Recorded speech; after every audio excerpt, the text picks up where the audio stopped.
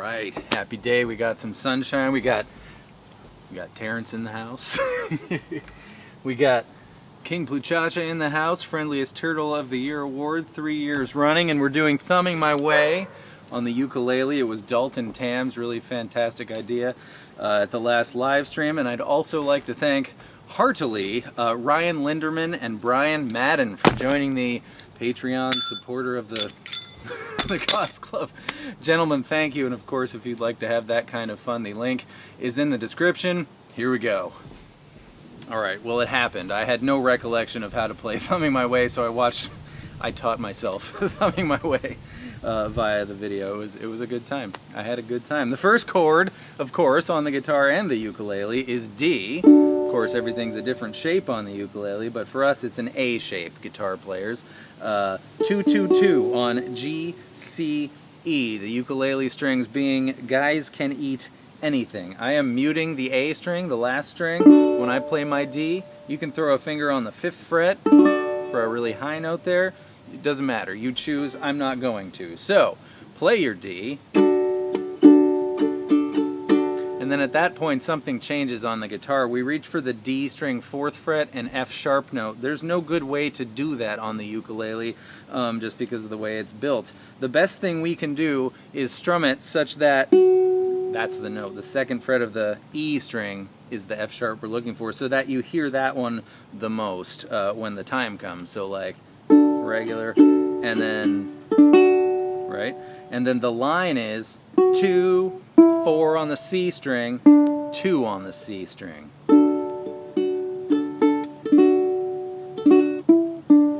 To G, which is a D shape. And then A7 suspended 4.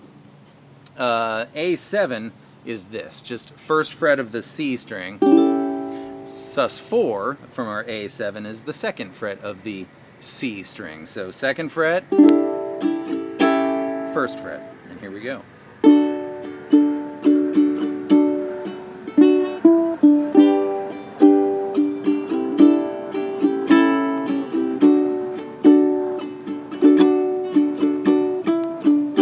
You'll notice that even if you just kind of strum away at it, your ears will hear what they're supposed to hear because you know the song. So you don't have to do any of that kind of just strumming down and stop at that string so you emphasize the note. You can just strum it regular, and then when you get to that 4th fret of the C string, just play that note. So here's that.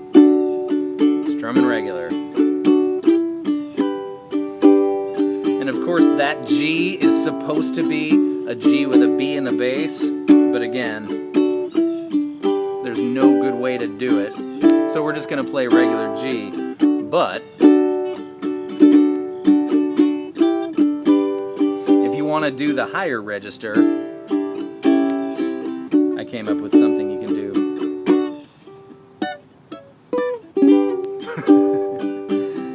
That's going to be, what the heck fret is that even? 3, 5, 7, it's 10. The 10th fret of the E string and the 9th fret of the A string, followed by 9, 7 and 7, 5 into our G, which actually slides pretty nicely back into G.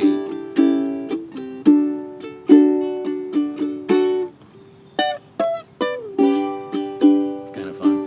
One more time.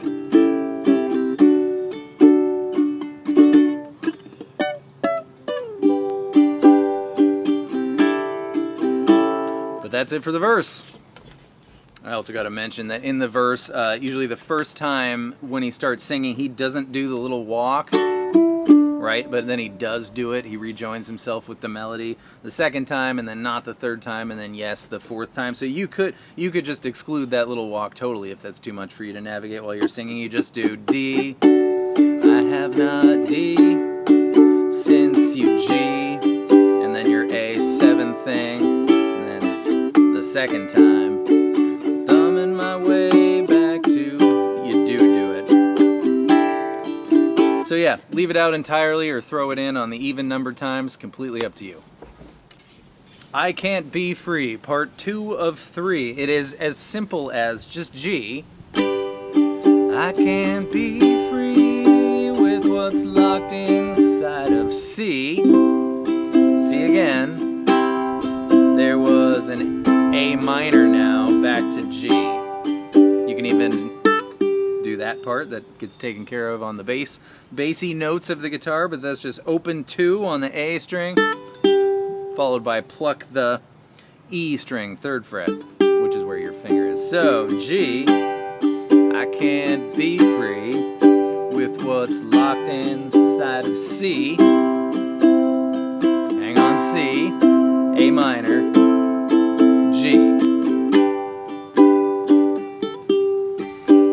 You can technically get the motion that happens because Eddie's playing a bunch of variations on the G chord there. You could play, like on the ukulele, a D shape, on the guitar an A shape on the 7th fret. That gives us a G, and if you throw in that aforementioned high note with your pinky finger, that's the correct voicing-ish now. But what Eddie does with his freaky pinky finger abilities is even just a little harder on the ukulele, because of how far your pinky's already reaching, but you're going to move it up 4 frets from there. I can't be free.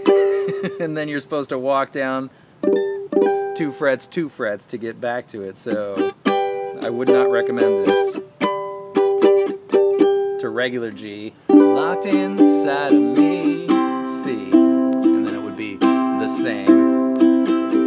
A minor, G. If you wanted to have sort of a voicing change without it being the right voicing change, you could do G like 2, 3, 5 to regular, and then there's a little walk with what's open A string followed by E string 3rd fret. So however you decide to do this or that, or just hang on G, you can throw that little walk in there.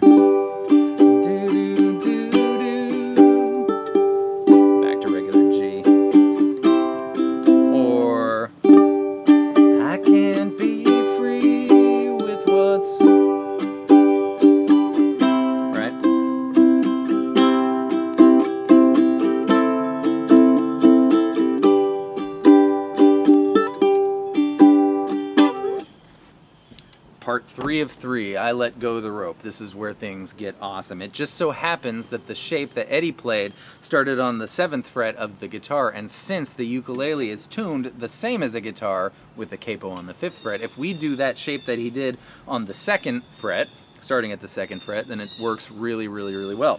Do 2, 3, 3. I let go the, and then open, it's got an open in there too, and then open 5, 3, 3, rope, thinking, C, E minor, B flat, which is harder on the guitar than the ukulele. B flat on the ukulele is just an F shape, guitar players. 1, 1, 2, 3. And in time I realized, to actual F, 2 open, 1 open, wrapped around my neck. Here we go. See what's next from this lonely overpass.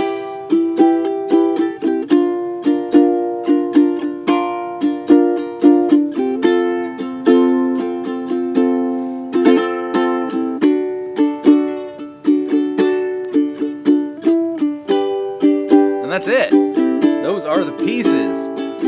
No, I can't think of which part comes after that part. Oh well, the ukulele is funny because it sometimes exposes, you know, changes that don't stick out in quite the same way on the guitar, but that from F to D just kind of, well, it hit me in a brand new way. So fun. Thanks for the awesome request, Dalton Tam. Everybody, thank you so much for being here. I hope that was fun and helpful, and I will see you next time with more stuff. Goodbye.